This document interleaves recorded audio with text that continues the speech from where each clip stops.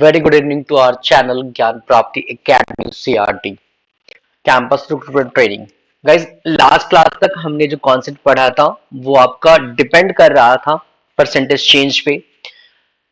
वहां पे इंक्रीज और डिक्रीज के बेस्ट क्वेश्चन हमने किए थे। अब हम सक्सेसिव चेंज कवर करने जा रहे हैं। ध्यान रखिएगा, बहुत सारे बुक्स में इसको सक्सेसिव इंक्रीज और डिक्रीज, इक्विवेलेंट इंक्रीज और डिक्रीज के टॉपिक के भी नाम से पढ़ा जाता है। Got it. एक बहुत इंपॉर्टेंट पार्ट कि ये जो पोर्शन है हमारा, ये बहुत इंपॉर्टेंट है। इससे हम बचे हुए जो भी मेजर टॉपिक्स बचे हैं परसेंटेज के, वेराइटी ऑफ क्वेश्चंस हम इसमें कवर करेंगे। ठीक है ना। मे बी आप बोल सकते हैं एरिया बेस्ड क्वेश्चंस कर सकते हैं, वॉल्यूम बेस्ड क्वेश्चंस कर सकते हैं, पॉपुलेशन के क्वेश्चंस करेंगे। ठीक है, इलेक्शन के क्वेश्चंस करेंगे। ठीक है, कुछ मिस्ट्रीज क्वेश्चंस करेंगे। तो ये टॉपिक्स अपने आप में बहुत ज्यादा इंपॉर्टेंट है। जैसा कि मैं आपको हर वीडियोस में बता रहा हूं कि जिन बच्चों ने प्रीवियस वीडियो नहीं देखा है वो आई बेल बटन पे क्लिक कीजिए।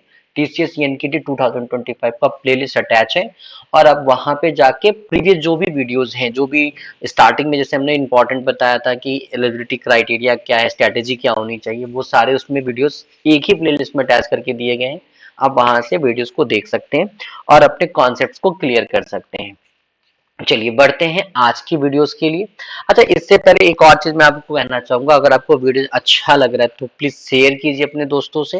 मैं सब्सक्राइब करने के लिए रिक्वेस्ट नहीं कर रहा, बस हाँ ज्यादा से ज्यादा बच्चों तक पहुंचाओ, जिससे क्या हो कि चांसेस हो आपके फ्रेंड्स और आपके सिलेक्शंस के बढ़ने की। Got it guys. नाउ बढ़ते हैं आज के कॉन्सेप्ट की तरफ। समझते हैं सबसे पहले कि सक्सेसिव चेंज में क्वेश्चंस को सॉल्व कैसे करेंगे। देखिए, सक्सेसिव चेंज के पैटर्न को समझने के लिए मैं आपको बहुत सिंपल सा एग्जांपल देता हूं। जैसे मान लीजिए कोई भी एक वैल्यू है, जैसे मान लीजिए कोई वैल्यू है 50। ये कोई वैल्यू है 50। अगर मैं कहता हूं कि ये नंबर सबसे पहले हम इसको 10% इंक्रीज करते हैं, ठीक है, और इंक्रीज करने के बाद कितना वैल्यू मिलेगा, 50 का 10% अगर इंक्रीज होगा तो इट मींस 50 प्लस 50 का अगर आप 10% फाइंड आउट करेंगे, क्योंकि ये डेटा इंक्रीज हुआ है, तो अगर आप सॉल्व करेंगे तो योर आउटकम इज 55। तो हम कहेंगे कि अगर 10% इंक्रीज हुआ है तो इसकी वैल्यू कितनी हो जाएगी, 55 हो जाएगी। ठीक है ना। इससे कि ना जस्ट इंक्रीज 20%।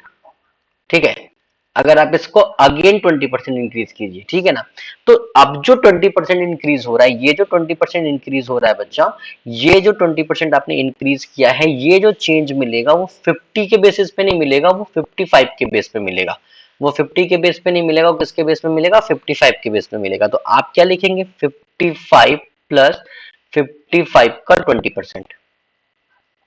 ठीक है, अगर मैं कैलकुलेशन करूं तो ये 5 टाइम्स में कट हो जाएगा, ये 11 टाइम्स कट हो जाएगा और आप कहेंगे सर जो वैल्यू होगी वो कितनी होगी, 66 होगी।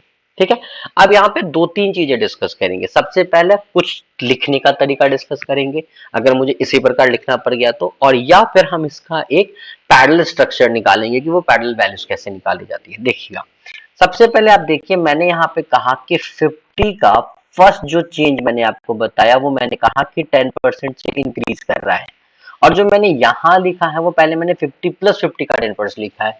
मैं आपको जैसा कि आपको बता रहा हूँ, और ये चीज हमने पहले भी डिस्कस किया है कि इनिशियली कोई नंबर अपने आप में 100% होता है। इनिशियली कोई नंबर अपने आप में 100% होता है। अगर उस नंबर में 10% इंक्रीज किया जा रहा है, 10% जोड़ा जा रहा है, तो वो जो रिजल्टेंट अब बनेगा वो कितना हो जाएगा, 110% हो जाएगा। ठीक है, फाइनल जो नया नंबर आएगा वो पुराने नंबर का कितना होगा, 110% होगा। तो मैं सिंपली कह सकता हूं कि अगर नंबर 10% बढ़ा है तो मैं पुराने नंबर का सीधा सीधा 110% निकाल लूंगा, और 110% अगर आप सॉल्व करेंगे तो आप देखेंगे कि आपका जो वैल्यू होता है वो 55 होता है। ठीक है, आपका वैल्यू 55 होता है, जो कि हमने यहाँ निकाला था। Got it guys. Now come to the second. Similarly अगर मुझे यहाँ पे 20% इंक्रीज किया है तो मैं क्या कहूंगा कि 55 का अगर मैं 20% इंक्रीज करता हूँ तो उसको मैं 55 प्लस 55 का 20% ना लिखे, मैं सीधा उसको 120% लिखूंगा। यहाँ पे इसको सिंप्लीफाई करूंगा, ये 2 से कट जाएगा, सॉरी 5 से कट जाएगा 2 बार में, ये 5 से कट जाएगा 11 बार में, ये इसको 6 बार में सिंप्लीफाई कर देगा, आपकी वैल्यू 66 आ जाएगी। ठीक है, तो जो आपको ने ऊपर निकाला था, हाँ इसमें टाइम बच जाता है, कैलकुलेशंस आपके लिए थोड़ा सा इजी हो जाता है, और ये चीज आगे चल के आपको प्रॉफिट लॉस में भी दिखेगा कि हम इंडिविजुअल्स नहीं निकालते हैं, हम कॉन्सोलेटेड डेटा पे काम कर लेते हैं, ठीक है ना। अब हम बात करते हैं कि जब ये नंबर 50 से 66 में कन्वर्ट हुआ है, 50 से 66 में कन्वर्ट हुआ है, तो ये नंबर कितना परसेंट रिजल्टेंट इक्विवेलेंट इंक्रीज हुआ है, ठीक है ना। कि डायरेक्टली अगर 50 से 66 पे हम जाते हैं तो ये कितना परसेंट इंक्रीज हुआ है, ठीक है। एक बात हमेशा ध्यान रखिएगा, एक बात हमेशा ध्यान रखिएगा, आंसर इसका कुछ भी हो वो अपनी जगह पे, पर इसका आंसर कभी भी 10 प्लस 20 इज इक्वल टू 30% तो मत ही सोचिएगा, ये आंसर कभी नहीं होगा इसका, ये नहीं होगा। इसके अलावा दुनिया का कोई भी नंबर थोड़ी देर के लिए मान लें कि चलो सब कुछ पॉसिबल, पर ये इसका आंसर कभी भी नहीं होगा, ठीक है, ये बात ध्यान रखिएगा, ठीक है। चलिए अब हम बात करते हैं कि इस इंक्रीज डेटा को हम निकालेंगे कैसे। सबसे पहली बात, अगर मुझे इनिशियल वैल्यू और फाइनल वैल्यू पता है तो एक तो तरीका है कि आप इसका डिफरेंस ले लीजिए। डिफरेंस कितना आ रहा है, 16। ये चेंज किसके ऊपर आया था, 50 के ऊपर। 50 से ये नंबर 66 में कन्वर्ट हुआ है, तो कंपैरिजन बाय 50 मल्टीप्लाई बाय 100। इसको सिंप्लीफाई कीजिए 2 टाइम्स, तो आप कह सकते हैं 32% वैल्यू क्या हुआ है, इंक्रीज हुआ है। कितना वैल्यू इंक्रीज हुआ है, 32% वैल्यू इंक्रीज हुआ। ये तो एक तरीका हुआ जब मुझे फाइनल डेटा पता है। लेकिन अगर मुझे फाइनल डेटा नहीं पता होता, ठीक है, मुझे 66 नहीं पता होता और क्वेश्चन मुझसे कहता कि भाई, और ना ही मुझे इनिशियल वैल्यू भी पता होता, मुझे 50% भी नहीं पता होता, मुझे 60% भी पता नहीं होता, ठीक है, उसके बावजूद मुझसे नंबर पूछता कि बताइए कि ये वैल्यू पहले कोई डेटा 10% इंक्रीज हुआ है और फिर वही डेटा फर्दर इंक्रीज होने के बाद 20% इंक्रीज हुआ है, तो बताइए रिजल्टेंट कितना चेंज हुआ है। तो इसको बनाने के दो तरीके हैं, ठीक है, मैं आपको बता रहा हूं। पहले पहला तरीका देखते हैं, फिर दूसरा तरीका देखते हैं। पहले मैं इसको रफ कर देता हूँ, होप अगर आपको नोट करना हो तो पॉज करके नोट कर लीजिएगा। Got it. देखिए, अगर मैं ये कहता हूं कि मुझे 10% इंक्रीज हुआ है कोई वैल्यू और देन वो 20% इंक्रीज हुआ है फर्दर, ठीक है, तो बताइए रिजल्टेंट चेंज कितना हुआ है। तो पहला तो तरीका है कि आप इसको परसेंटेज बेसिस पे बना सकते हैं, जैसा अभी मैंने बोला। तो अगर 10% इंक्रीज हुआ है तो मतलब टोटल कितना हो जाएगा, 110%, और 110% का फ्रैक्शन वैल्यू कितना हो जाएगा, 110 अपॉन 100, ठीक है। अगला अगर 20% इंक्रीज हुआ है तो 20% मतलब कितना हो जाएगा, 120 अपॉन 100। और बच्चा क्योंकि मुझे परसेंटेज चेंज निकालना है ना, परसेंटेज में डेटा निकालना है, लेकिन मैंने सारे वैल्यू को किस में कन्वर्ट कर दिया है, फ्रैक्शन में, इसलिए लास्टली में क्या करूंगा, मल्टीप्लाई बाय 100 कर दूंगा, ठीक है। इसको सॉल्व कर लेते हैं, 100 से 100 कैंसिल हो जाएगा, इनके जीरो इसको कैंसिल कर देंगे, वैल्यू कितनी आ जाएगी हमारी, 132।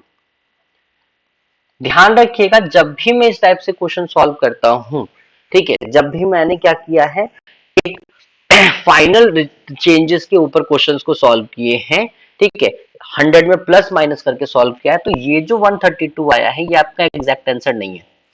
ऐसे कंडीशंस में आप ध्यान रखिएगा, इन वैल्यूज को 100 से कंपैरिजन किया जाता है। अगर 100 से वैल्यू ज्यादा आ रही है तो आप कहेंगे परसेंटेज में इंक्रीज हुआ है, अगर 100 से कम आ रही है तो आप बोलेंगे परसेंटेज में डिक्रीज हुआ है, और एग्जैक्ट अगर 100 आ जाती है तो आप बोलते हैं नो चेंज हुआ है, ठीक है। तो ये वैल्यू 100 से 32 ज्यादा है, तो आप कहेंगे कि भाई 32% यहाँ पे इंक्रीज करेगा, 32% यहाँ पे क्या करेगा, इंक्रीज करेगा। ये पहला पार्ट था, होप आपको क्लियर हुआ होगा, इसमें कोई कंफ्यूजन नहीं होना चाहिए, ठीक है। चलिए दूसरा डेटा लेते हैं। मान लीजिए मैंने आपको कहा कि 20% इंक्रीज एंड देन मान लेते हैं 40% इंक्रीज, ठीक है, 20% इंक्रीज देन मान लेते हैं 40% इंक्रीज। तो देखो 20% को आप क्या लिखोगे, 120 अपॉन 100, 40% को आप क्या लिखोगे, 140 अपॉन 100, एंड लास्ट में क्या करोगे, मल्टीप्लाई बाय 100। सिंपली सॉल्व कर लीजिए, 100 से 100 कैंसिल, ये जीरो इनके कैंसिल्स हो जाएंगे। अगर आप दोनों को आपस में मल्टीप्लाई करोगे बच्चा, ठीक है, तो आपकी वैल्यू कितनी आ जाएगी, 168 आएगी, 168%। वापस से कंपेयर कीजिए, 100 से कितना ज्यादा है, 68, तो आप कहोगे सर 68% से ये इंक्रीज हुआ है, 68% इंक्रीज हुआ है। ये तो बात हो गई इंक्रीज इंक्रीज की। माइट भी कुछ डाटा कभी डिक्रीज कर जाए। अगर मान लेते मैंने कहा कि 20% से इंक्रीज किया है बट 10% से डिक्रीज कर रहा है, बट 10% से डिक्रीज कर रहा है, तो 20% इंक्रीज को आप क्या लिखोगे, 120 अपॉन 100, एंड 10% से डिक्रीज को क्या लिखोगे, 90 अपॉन 100। इस बार 90 क्यों लिखा, क्योंकि वो डिक्रीज किया, इसलिए 100 से क्या करेंगे हम, 10 को माइनस कर देंगे एंड देन मल्टीप्लाई बाय 100। इसको सॉल्व कर लीजिए बेटा, इसको जब आप सॉल्व करेंगे तो आपको मिलेगा 108 मिलेगा। 108 का मतलब अभी भी वैल्यू आपका 8% से इंक्रीज कर रहा है, अभी भी वैल्यू आपका 8% से इंक्रीज कर रहा है। होप यहां तक तो मेरे ख्याल से सारी चीजें अभी तक आपको क्लियर होगी, ठीक है। अब एक डाउट ये हो सकता है कभी बच्चों को कि सर अगर मैं इसके सीक्वेंस को चेंज कर देता हूं, जैसे सपोज करो ये 10% 20% को मैं पहले 20% और बाद में 10% लिखता हूँ, क्या उसके बाद आंसर में कोई चेंजेस आएंगे? तो मेरे ख्याल से तो नहीं आना चाहिए, फिर भी चेक कर लेते हैं। इस 20% को मैं क्या लिखूंगा 120/100, इस 10% को क्या लिखूंगा मैं 110/100 एंड लास्ट में मल्टीप्लाई बाय 100। अगर आप सॉल्व करेंगे बच्चा तो आप देखेंगे कोई चेंज नहीं आता, अभी भी आपकी value 132 he, end of the day आपका आंसर 32% इंक्रीज ही हो रहा है, ठीक है। अब तो ये ऐसे क्वेश्चन अभी हमने किए हैं जिनका जो वैल्यूज है वो इतना क्वाइट इजी है कि कैलकुलेशंस करना थोड़ा सा हमारे लिए इजी हो गया, आराम से हमने काट पीट लिया है इसको, ठीक है। चलो अगर मान लेते हैं कि डेटा मेरा डेसिमल वगैरह में चला जाता है तो कैसे करेंगे, उससे पहले मैं इसी को फ्रैक्शन पैटर्न से आपको समझाने की कोशिश करता हूं। जैसे मान लीजिए अगर आपका डेटा होता कि आप 10% से इंक्रीज कर रहे हैं, देन 20% से इंक्रीज कर रहे हैं एंड देन 30% से इंक्रीज कर रहे हैं, तो बताइए रिजल्टेंट चेंज कितना आया? रिजल्टेंट चेंज कितना होगा? तो देखो 10% का फ्रैक्शन वैल्यू 1/10 होता है, समझना 10% का फ्रैक्शन वैल्यू कितना होता है 1/10। अब यहाँ पे समझने वाली बात है, अगर कोई वैल्यू 1/10 से इंक्रीज हो रही है इसका मतलब होता है कि हर 10 रुपए में 1 रुपया बढ़ रहा है, हर एक 10 रुपए में 1 रुपया क्या हो रहा है बढ़ रहा है, तो मतलब बढ़ने के बाद वो वैल्यू कितनी हो जाएगी 11/10 हो जाएगी, ठीक है। 10 रुपए पे 1 रुपया बढ़ा तो वैल्यू कितनी होगी 11, किसके रिस्पेक्ट में बढ़ा 10 रुपए, तो हम क्या बोल सकते हैं 11/10। 20% की वैल्यू की बात करें बच्चा, 20% का मतलब होता है 1/5, 1/5 से इंक्रीज होना, 1/5 से इंक्रीज होने का मतलब हर 5 रुपए पे 1 रुपया इंक्रीज हो रहा है, या आप ये कह सकते हो हर 5 यूनिट पे 1 यूनिट इंक्रीज हो रहा है, तो इंक्रीज होने के बाद इसका रिजल्टेंट कितना हो जाना चाहिए 6/5। और अगर मैं इसकी बात करूं तो बच्चा ये 3/10 है, अगर ये 3/10 से इंक्रीज हो रहा है तो इसका रिजल्टेंट कितना हो जाना चाहिए 13/10। Now what you do, just simply multiply the data 11/10 multiply by 6/5 multiply by 13/10 and lastly multiply upon 100, जैसा सिमिलर पहले हुआ था। तो इसको 100 से ये तो कैंसिल हो जाएंगे। अब आप देखो इसको मल्टीप्लाई करोगे तो 13 6 कितना होता है 78, 78 मल्टीप्लाई बाय 11 का रूल आपको पढ़ा दिया गया है बच्चा, 8 पहले आ जाएगा, 8 7 15 आ जाएगा और 5 ये 8/5 आ जाएगा। और इसको डिवाइड करने का भी तरीका मैंने बताया, क्या बताया, ऊपर डेटा को 2 से मल्टीप्लाई करना होता है, कर दीजिए, ठीक है, और डेसिमल लगा दीजिए, ये आपका वैल्यू आता है। इसका मतलब आपका जो वैल्यू है वो 71.6% से क्या करेगा इंक्रीज करेगा। आपका वैल्यू कितने परसेंट से इंक्रीज करेगा? आपका वैल्यू 71.6% से इंक्रीज करेगा। एक बार गो थ्रू होइए जो भी मैंने डिस्कस किया है अभी आपके साथ, इसमें हमें कहां पे डाउट हो रहा है, ठीक है, क्योंकि ये बड़ा इंपॉर्टेंट पोर्शन है बच्चा, क्योंकि यहां से ही सारी चीजें भी आपकी क्लियर होती दिखेगी, ठीक है। तो अभी तक हम देखें तो हम फ्रैक्शन में जाकर डेटा को बनाएं या बोल सकते परसेंटेज को डायरेक्टली इंप्लीमेंट करें, ठीक है ना, तो कोई बात बराबर ही है, बात बराबर ही है, बस लिखने का तरीका चेंज होता है बस। और हम ये कह सकते हैं कि जब हम इसको इस फॉर्मेट से लिखने की कोशिश करते हैं तो कैलकुलेशन थोड़ा हमारा छोटा हो जाता है, ठीक है, टाइम भी कम लगेगा, तो प्रिफेयर आप ये कीजिएगा, ठीक है। अब यहाँ पे एक चीज आप अपनी कॉपी में नोट कर लीजिएगा, वो मैं लिख देता हूँ। जैसे सपोज कीजिए कि अगर आपका परसेंटेज चेंज हो रहा है, तो अगर आपका परसेंटेज इंक्रीज हो रहा है तो उसको कहा जाता है 1 प्लस फ्रैक्शन वैल्यू, और अगर आपका परसेंटेज चेंज में डिक्रीज हो रहा है तो उसको हम कह रहे हैं 1 माइनस फ्रैक्शन वैल्यू। अब मैं आपको सिंपली बता रहा हूं, इतना याद नहीं करना, सिंपल समझना है। अगर कोई डेटा 10% से इंक्रीज किया तो आप क्या करोगे, इसको लिखोगे सबसे पहले 1/10 से इंक्रीज कर रहा है, क्योंकि इंक्रीज कर रहा है तो 10 का 10 कॉपी कर दो, इनको ऐड कर दो, ये 11 हो गया। एक्चुअली ये 11/10 आया कैसे, तो अगर मैं थोड़ा सा एक्सप्लेन करूं तो 1 प्लस 1/10 एलसीएम लेके सॉल्व हुआ 10, that will be 10 plus 1, it becomes 11/10। तो मुझे ये इतना लंबा सॉल्व नहीं करना है, बस मुझे समझना है कि सिंपली 10 को कॉपी कर दो और इन दोनों को ऐड करके यहाँ लिख दो। और वही मान लीजिए अगर मैंने कहा 20% डिक्रीज कर रहा है, ठीक है, तो 20% का पहले फ्रैक्शन वैल्यू लिखो, 1/5 से डिक्रीज कर रहा है, तो पहले आप 5 को कॉपी कर लो और इस बार इनका डिफरेंस ले लो, तो इनका डिफरेंस कितना है 4, तो वैल्यू कितनी हो जाएगी 4/5 हो जाएगी। तो होप आपको सक्सेसिव का पैटर्न क्लियर हो गया होगा। अब हम आते हैं क्वेश्चंस के ऊपर में। गॉट इट गाइस, बढ़ते हैं क्वेश्चन की तरफ।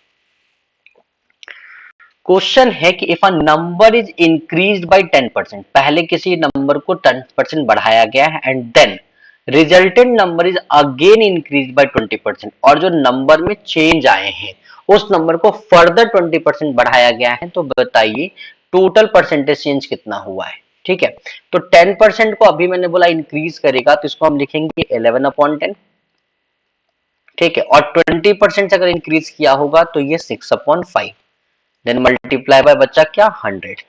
ये सिंप्लीफाई कर लीजिए, एक जीरो कट जाएगा, ये 2 टाइम्स कट जाएगा, इसकी वैल्यू कितनी आ जाएगी 132। ये डेटा आपका 100 से कितना ज्यादा है 32 ज्यादा है, तो हम कह सकते हैं कि हमारा वैल्यू 32% इंक्रीज करेगा। अच्छा, एक और चीज मैं आपको यहाँ पे एक ऑल्टरनेट और बता देता हूँ कि अगर कभी आप देखेंगे कुछ बुक्स में दिया रहता है change in percent, sorry effective percent बोलते हैं, चेंज इन परसेंट नहीं बोलते, इफेक्टिव परसेंट, ठीक है, इज इक्वल टू होता है a plus B plus A B upon में 100। ठीक है, अब थोड़ा समझ लीजिए, अगर मैं इस पैटर्न से भी क्वेश्चन को बनाऊं तो बन सकता है ना। ए और बी वो चेंजेस हैं जो क्वेश्चन में दिए गए हैं। अगर चेंज इंक्रीज हो रहा है तो यू यूज प्लस साइन, अगर डिक्रीज हो रहा है तो you use minus sign.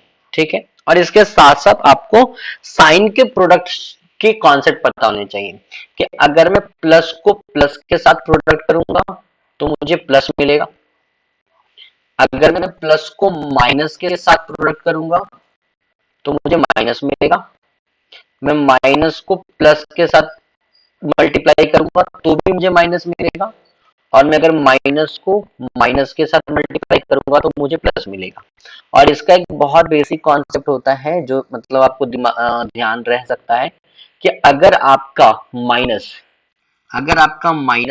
Even times है, ठीक है, तो आंसर प्लस में आता है, और अगर माइनस आपका ऑड टाइम मल्टीप्लाई कर रहा है तो आंसर हमेशा माइनस होता है। आप ऐसे भी ध्यान रख सकते हो। ठीक है, now just using this formula effective percent is equal to लिखा हुआ है a plus B plus A B upon 100। अब ध्यान रखना ये वाला जो एक्सप्रेशन है ये डिपेंड करता है इनके वैल्यूज, वो मैं करके दिखा रहा हूँ। a की वैल्यू कितनी है, हमने अभी 10 लिखा है, क्योंकि इंक्रीज हो रहा है तो प्लस 10 लिखने की कोई आवश्यकता नहीं है। दूसरा इंक्रीज हो रहा है 20 से, तो अब यहाँ पे लिखो प्लस 20। ठीक है, अब आगे की वैल्यू इनके प्रोडक्ट पर डिपेंड करता है। देखो ये भी प्लस ये भी प्लस, प्लस प्लस क्या हो जाता है प्लस, इनको आपस में मल्टीप्लाई करो कितना हो जाएगा 200 अपॉन में 100, तो ये कैंसिल होकर 2 हो जाएगा, सब कुछ ऐड कर दो 32 हो जाएगा। ठीक है, तो आपका करेक्ट आंसर कितना आएगा 32 आएगा। आप वैसे बनाइए ऐसे बनाइए कोई दिक्कत नहीं है। ठीक है, बढ़ते हैं अगले स्लाइड्स की तरफ। देखते हैं इस क्वेश्चन को। इस क्वेश्चन में कहता है a number first increase by 20%, तो 20% का मतलब कितना हो जाएगा। अगर मैं फॉर्मूले से जाऊं तो मैं पहले लिखूंगा 20 क्योंकि इंक्रीज कर रहा है, अगला 30% इंक्रीज कर रहा है प्लस 30। ठीक है, इनका प्रोडक्ट दोनों प्लस है तो ये पहले प्लस आएगा, मल्टीप्लीकेशन कीजिए 600 हो जाएगा अपॉन में 100। सॉल्यूशन कर लीजिए, ये 6 टाइम्स में कट होगा, कैलकुलेशन वैल्यू आपकी 56 आ रही, ये आपका आंसर होगा। अगर वहीं मुझे इस क्वेश्चन को फ्रैक्शन कॉन्सेप्ट से बनाना होता तो मैं 20% को क्या लिख सकता हूँ 6/5, मैं 30% को क्या लिख सकता हूँ 13/10, देन वैल्यू मल्टीप्लाई बाय 100। आप इसको सॉल्व कीजिए, यहाँ पे 10 बचेगा, इसको सॉल्व कर लीजिए, ये 2 हो जाएगा, मल्टीप्लाई कीजिए, that will be 12 multiply by 30, that is nothing, that is 130, that is 156, that value is more than 100 by 56, the correct answer is 56%। Got it? तो आपके ऊपर डिपेंड करता है कि आप किस मेथड से जाना चाहते हैं, टोटली फ्री अपॉन जो। ये क्वेश्चन आपके लिए है कि नंबर को फर्स्ट डिक्रीज करना है। चलिए डिक्रीज है तो मैं बना देता हूं, अदरवाइज मैं आपके लिए दे देता, आगे मिलेगा ऐसा कोई क्वेश्चन। देखिए फर्स्ट डिक्रीज कहा है, अगर मैं फॉर्मूले से चलता हूं तो मैं इसको पहले -20 लिखूंगा, ठीक है। देन इंक्रीज बोला है तो मैं +30 प्लस माइनस -600 अपॉन में 100। यहां से कैलकुलेशन मुझे मिल जाएगा 10 और यहां से कैलकुलेशन मुझे मिल जाएगा -6, मतलब मेरा आंसर हो जाएगा 4%, ठीक है। और वहीं में अगर बच्चा इस क्वेश्चन को फ्रैक्शन मेथड से करूंगा तो 20% का मतलब 1/5 होता है, इस पर डिक्रीज हो रहा है इसलिए 4/5।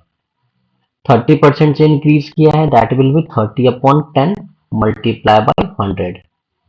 जीरो कैंसिल हो जाएगा, ये 2 टाइम्स में सॉल्व हो जाएगा। अगर आप इसको मल्टीप्लाई करेंगे तो ये 8 हो जाएगा, 13 8 104 होता है। वैल्यू आपकी 4 ज्यादा है 100 से, इसका मतलब 4% होना चाहिए।